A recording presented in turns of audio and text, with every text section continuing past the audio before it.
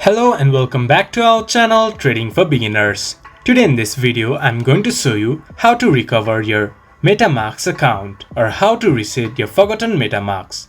To do so, follow some simple steps with me. First of all, open your MetaMask application.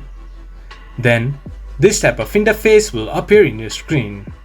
If you don't know your password, then click to Reset Wallet. There, click to I understand and continue. Then type delete. Then press to delete my wallet.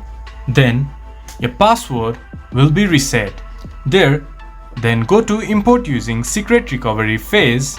Then enter your recovery phase in here. Once you enter your recovery phase, enter new password with at least of 8 characters with a combination of uppercase letter, lowercase letter, symbols and numbers. To confirm your password, retype your password here. Then click to import. Then your account will be recovered. This is how you can reset your forgotten MetaMask account. This much for today's video. If you guys find our video helpful, please leave a like and comment. And do not forget to subscribe our channel and hit the bell icon. I'll see you guys again in our next video. Thank you for watching.